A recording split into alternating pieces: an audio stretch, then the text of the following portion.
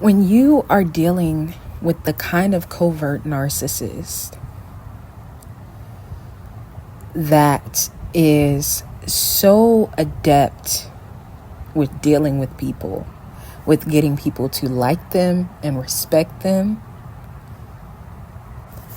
and it's not something that's very hard for other people to do because they play their role like it's a job that they take seriously. The role of being a great person, the role of meaning no harm, the role of having good intentions. When you're dealing with someone who's that good of making themselves look good,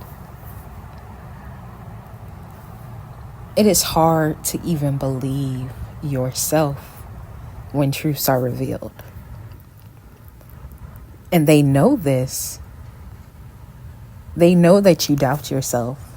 They know that you feel vulnerable in the sense that you kind of tell yourself that you need them to validate your truths before you can really accept that they're true. They know that you are so vulnerable and so gullible and so dependent on them. And other people either know that too or also dependent on them because they only see them for the role that they perform in. They don't see their true colors yet or at all. Giving you a mental diagnosis that they did not go to school for, that they don't know shit about, that they very scarcely research, is convenient for your direct relationship with them because it puts you in it puts you in a suspect mentality rather. And to a degree, I guess I could say victim mentality because you do feel helpless. But it's kind of a suspect mentality because it's like, I don't know. I guess I just can't, control myself. I guess I'm just emotionally unstable and jumping to conclusions and just seeing things in a warped perspective. That's the type of narrative you feed to yourself upon them telling you that you're mentally ill. And it's like, she or he's not going to take accountability for the fact that he didn't do anything wrong. He's not going to trust his intuition. She's not going to listen to the signs from God and the universe. Great. I can keep doing what I'm doing. Great. And when other people see this person in a highlight, it's no problem for them to kiss that person's ass and to demean you as well because they're in your same position or they're in the position that you used to be in. Ooh, I just caught 333. Thank you, God. They're codependent on that person's validation just like you were because they think that person is the best thing since sliced bread. They're in the same type of mentality that you used to be in. They don't love themselves. They don't have a sense of foundation within themselves. So they follow that covert narcissist around like a lapdog because their identity they feel like their identity needs them, just like you did. Just like you did. They see that person as a vitality source, just like you did. And they will too, if they don't get out of it soon enough and don't love themselves, fall into the same trap that you did. So when it seems as though a group or groups of people are against you, when it seems it's 1 against 1,000 or 1 against 100 or 1 against 10, just know that it's only a matter of time before those other people that, came after you, or whatever the case may be, fall into the same trap. And the thing about it is, it can feel lonely when you are the only one who sees a person's darkness for what it really is.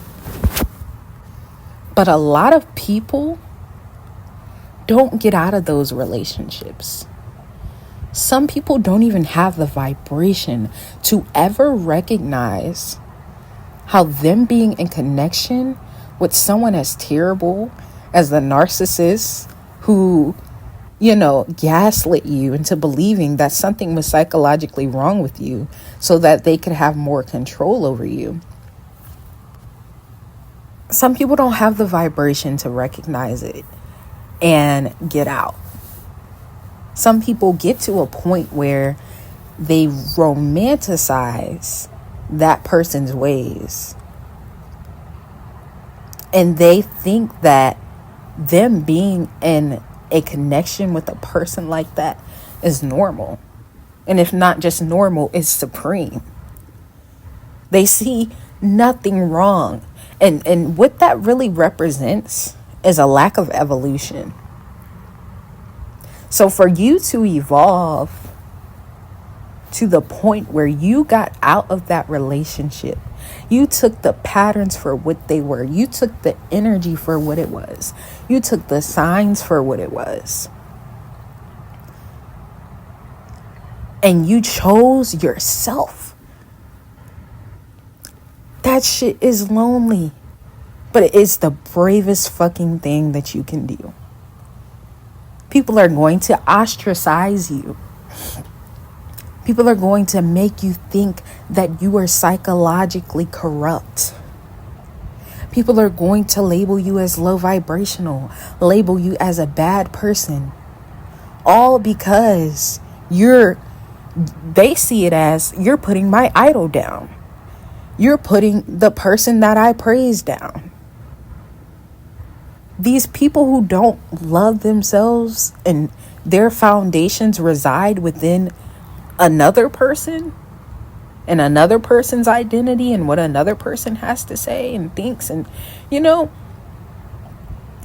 they will never understand where you're coming from unless they get out of it and evolve too. And it's not your job to wait on anyone to do so. It's not even your job to lead them to that water. That's God's job. It's your job to stand on what you fucking know about yourself. What you know about your greatness. It's your job to go back and account for every time you did work on this person.